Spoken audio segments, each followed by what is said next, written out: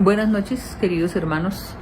Me da mucho gusto estar de nuevo aquí compartiendo con ustedes el inicio de estas enseñanzas que nuestros pastores han organizado para esta semana, que más que otras, más que una razón de paseo, de vacaciones para mucha gente, para otros de descanso de su casa, para nosotros tiene que ser una semana donde tengamos una profunda reflexión acerca de nuestro Señor Jesucristo, de quién es Él en nuestras vidas, de por qué tenemos que saber que es nuestro Rey, nuestra cabeza, que estamos bajo su sombra, pero también estamos bajo su protección y bajo su autoridad, una autoridad suprema, perfecta, una autoridad que no tiene fallas, una autoridad que prevalece siempre siendo perfecta. Así que en esta noche me corresponde dar una enseñanza acerca de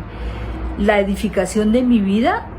Continúa sometiéndome a la autoridad. Miren qué bonito, ¿verdad? Quiero que lleven este título que me correspondió, que lo lleven en su corazón, porque en el transcurso de estos minutos que tengo, voy a hablar acerca de Mateo 21, 12, 17, de una de las tantas porciones de la palabra que nos enriquece tanto y nos enseña tanto, porque verdaderamente estamos leyendo un par de versículos, pero es tanta la riqueza que tiene la palabra del Señor que el tiempo que necesitamos sería también eterno. Por eso creo que la palabra nos enriquece cada día y seguramente la hemos leído en muchas oportunidades y seguramente muchas enseñanzas nos trae cada uno de estos versículos. Pero hoy en especial quiero que nos llevemos este título, ¿verdad? La edificación de mi vida continúa sometiéndome a la autoridad.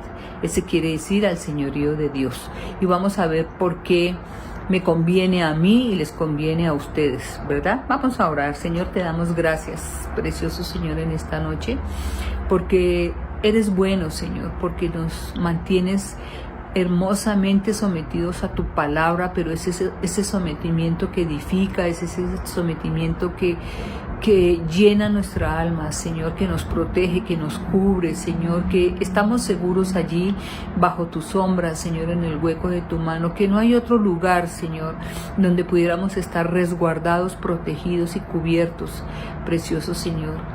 En esta noche, Señor, te ruego, Señor, que sea tu Espíritu Santo el que hable, Señor, el que hable por medio de mi boca, Señor. Úsame, Señor. Sé que soy un vaso frágil, Señor, pero también sé, Señor, que tú te glorificas en el que tú has querido, en el que tú escoges, Señor. Te damos gracias.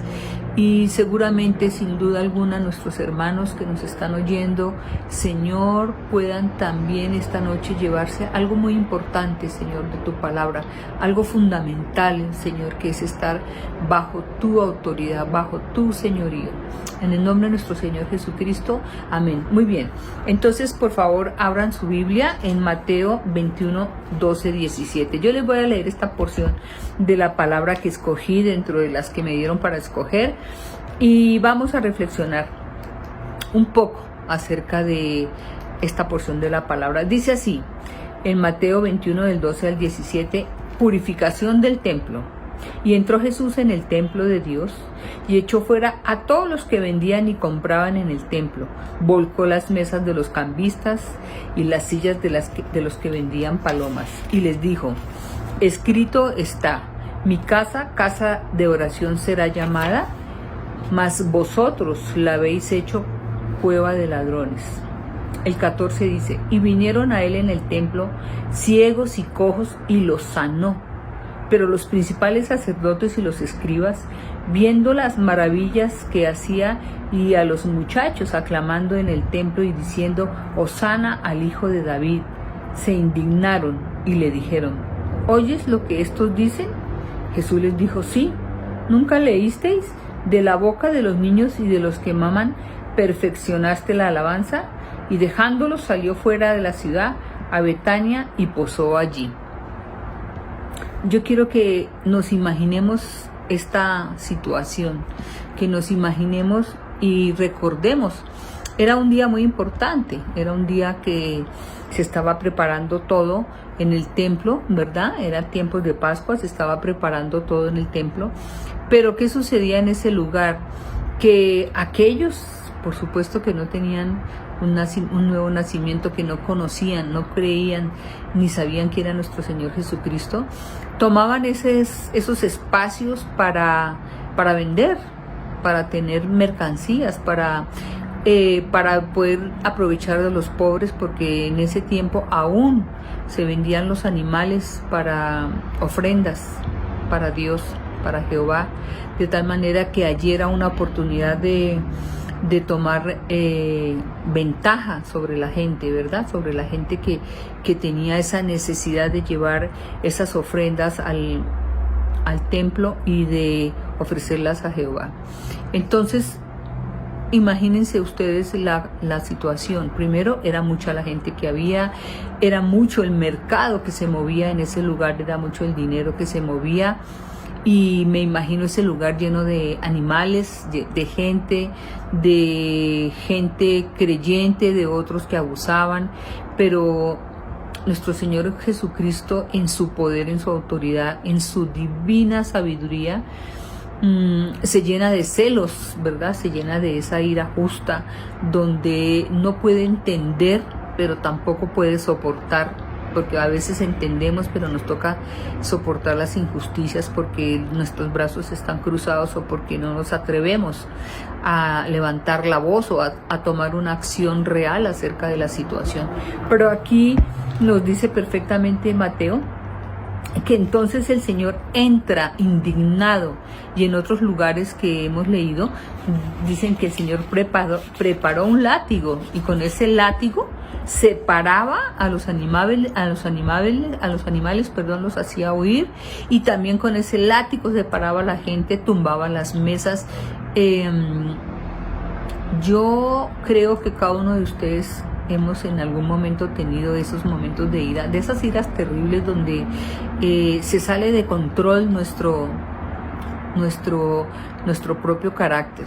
Pero el Señor nunca se sale de control, el Señor hace lo correcto en cada momento. Y en ese momento era un momento crucial donde Él iba a dejar una huella poderosa en todos aquellos, en los que creían en Él, en los que lo seguían, en los fariseos, en los cambistas, en cada uno de los que tuvo esa oportunidad de presenciar ese acto. Tuvo que haber quedado una profunda huella de su carácter, ¿verdad? De su autoridad suprema, y reconocer que no tenía temor, que no tenía miedo, que él iba por sobre todas las cosas a hacer respetar el lugar santo donde se había construido ese lugar solamente para adoración a Dios. Así que tenemos mucho que decir, tenemos mucho que aprender, tenemos mucho que reflexionar en esta oportunidad y en esta noche. Lo que también me gusta aquí mucho es que en este versículo dice que los niños o los jóvenes aclamaban, ¿verdad? Observaban lo que estaba sucediendo y no tuvieron miedo. Los niños decían: Hosana al hijo de David, Hosana. O sea que en ese momento esos niños se reúnen como coro. Yo me imagino, pues claro que ahí corría mucha gente, corrían papás, mamás, hijos, animales, de todas las cosas, pero en ese momento de ese evento dice que los niños le clamaban, ¿verdad? Y le decían: Hosana al hijo de David. Y esa palabra para nosotros ha sido muy bonita y la hemos aprendido en muchas circunstancias. Y entonces quise tocar un poquito acerca de esa palabra que se considera como una declaración de alabanza similar a la palabra aleluya. Pero también me gustó que encontré, dice que su origen es hebreo y que fue parte del grito de todas las multitudes cuando Jesús entró a Jerusalén, que hace parte de esta historia, ¿verdad? Su entrada triunfal a Jerusalén. Si recordamos un poco acerca de lo que dice Mateo, en el lomo de ese asno entró él y la gente lo alababa, ¿verdad? Decía que ponían sobre el piso, ponían sus propias túnicas, ponían ramas, dándole como el honor al Señor, que era el que entraba, al reconocimiento. Y en ese evento también le alaban diciéndole Hosana al hijo de David.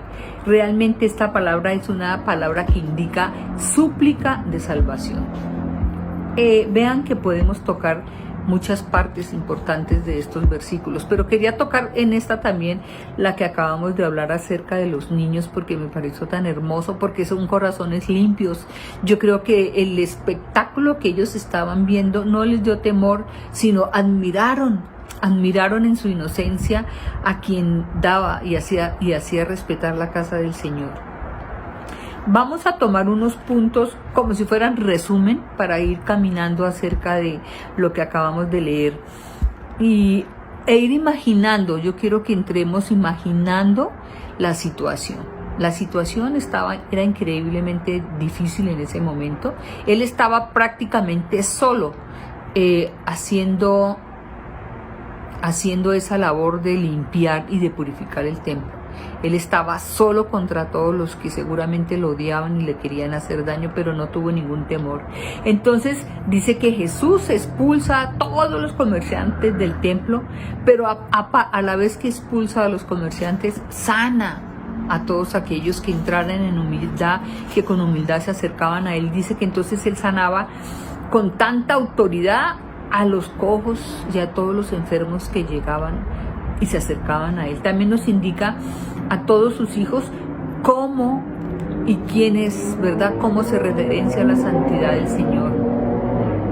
Nos indica a todos sus hijos a conocer de su perfecta santidad, a adorar a Dios conforme a las Escrituras, reconocer que el templo es un lugar de adoración y no de negocios. Tenemos que reconocer que el templo donde nos reunimos, ¿verdad? Donde nosotros nos reunimos para alabar es un templo de respeto, de santidad. No tenemos duda de que el Espíritu Santo del Señor nos acompaña. No tenemos duda de que es un lugar donde amerita tener todo nuestro corazón dispuesto y en humildad, donde todos nuestros problemas, nuestras carencias, nuestras angustias, nuestros proyectos se tienen que quedar atrás, allá afuera en la puerta, y entrar en un proceso de comunión con Dios, en una absoluta comunión con Dios. También tenemos que entender que la comunidad de fe debe sanar a las personas, no enriquecerse con los pobres, como estaba sucediendo allí, ¿verdad? Unos cuantos, o no sé cuántos habría, estaban aprovechando la oportunidad para robar prácticamente al necesitado y decirle, aquí te tengo esto, cómpralo porque tienes que ir a ofrendarlo. Entonces es un lugar, la comunidad de fe debe entender que a donde nosotros vayamos a glorificar al Señor tenemos que llevar un propósito eterno. Lo más maravilloso que también leí yo y que me emocionaba era saber que el Señor sanaba a los lisiados y a los enfermos que estaban ahí en ese proceso que todos estaban viendo, con esa autoridad, con esa santidad, con que Él podía perfectamente traer a los necesitados un milagro de sanidad. Pero lo más tremendo también era que ahí mismo estaban los fariseos, los cambistas, aquellos que lo odiaban, pero tenían temor, no podían acercarse y hacerle daño, y yo pienso que tampoco podían enfrentarlo, no tenían el carácter, no tenían la personalidad para enfrentarlo, porque sabían que no había que decir contra él, no había nada que negarse ante tal autoridad. Es maravilloso que nosotros podamos ir resumiendo y viendo que es un Cristo vivo, ¿verdad? Que es un Cristo poderoso sobre todas las cosas. Jesús derribó barreras para dejar claro que todos tienen pleno acceso a Dios. Entonces es algo también maravilloso. El Señor vino y dio su vida por nosotros. El Señor vino y rompió todas las barreras, destrozó todas las murallas que no nos dejaban a nosotros llegar a los pies del Señor. Entregó su vida por nosotros, hasta lo sumo, dice la palabra, que hasta lo sumo entregó su vida por nosotros, para un propósito, por supuesto, reconocer su poder y su autoridad y saber que tenemos que estar bajo su sombra, que tenemos que estar bajo su cobijo. No importa las circunstancias en que estemos, en las mejores circunstancias, en la mayor prosperidad, en los mejores planes de mi vida o de los suyos, nosotros tenemos que saber que estamos dependiendo de Él, que dependemos de Él, que no hay una manera de depender de otras cosas, que no podemos levantar ídolos en nuestros pensamientos ni en nuestros actos, porque Él es el único a quien debemos todo honor, toda gloria y toda honra.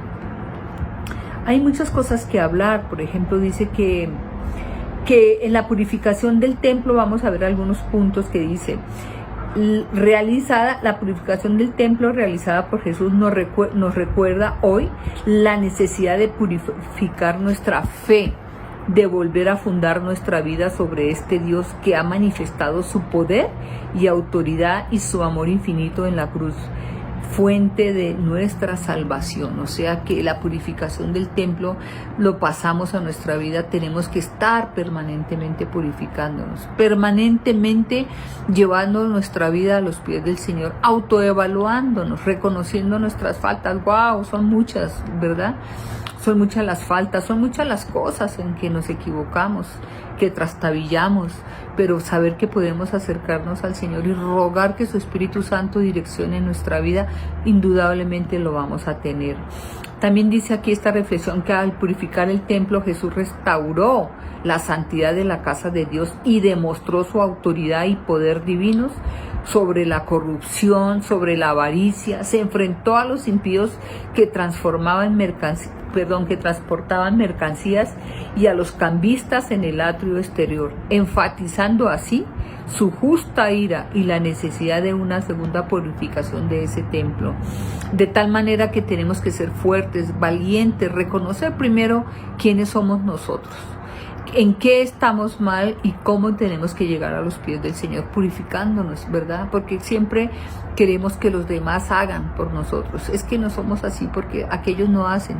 Pero aquí nos está enseñando el Señor que Él hizo lo que tenía que hacer en el momento que tenía que hacerlo, dejando una huella profunda a cada uno de nosotros. Entonces, ¿qué podemos reflexionar?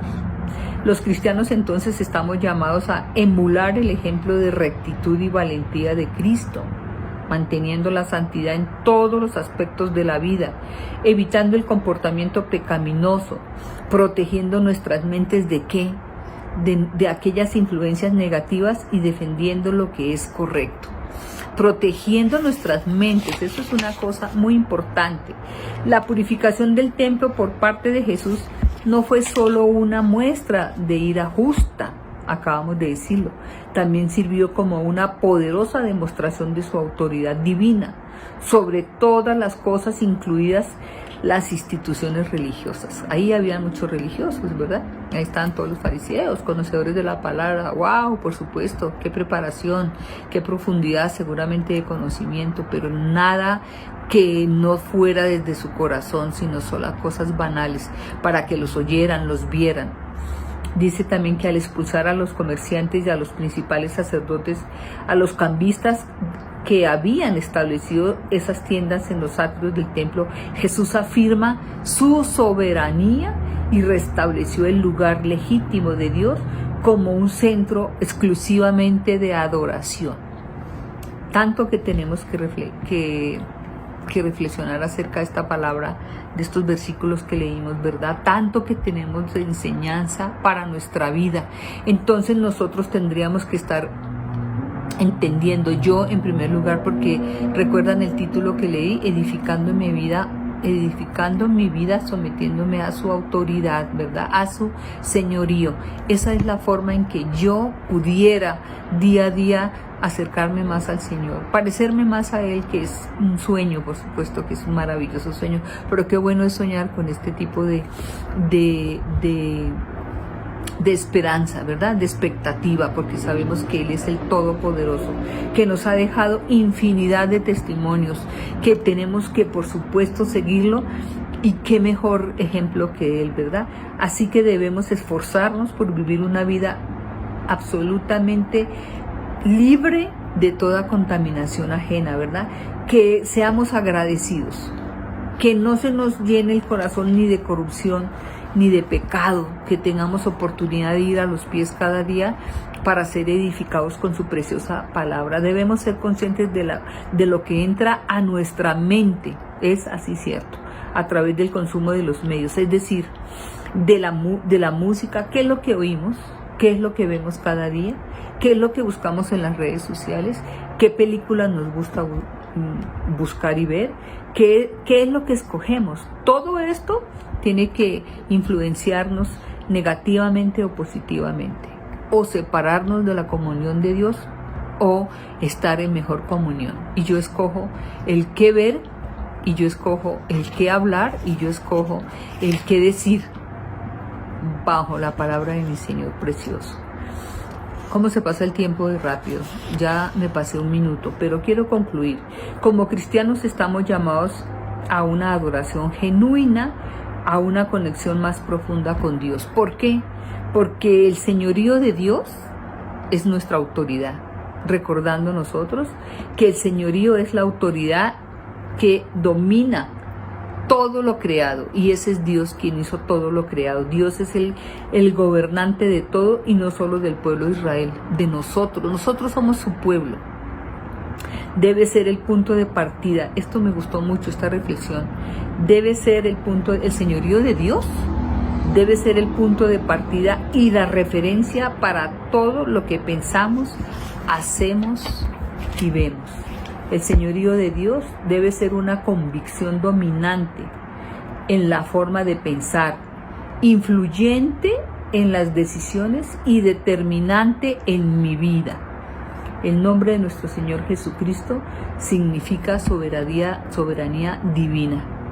Y quiero cerrar este pequeño comentario con dos versículos preciosos que encontré, y dice Deuteronomio 4:39: aprende pues hoy y reflexiona en tu corazón que Jehová es Dios arriba en el cielo y abajo en la tierra, y no hay otro. Y el Salmo 103:19: Jehová estableció en los cielos su trono y su reino domina sobre todos. Amén, amén, amén. Gracias hermanos. Me pasé unos minutitos, pero yo creo que es maravilloso cuando la palabra del Señor sacude nuestros pensamientos, sacude nuestra alma, nos trae caminos claros, definidos, palabras determinantes.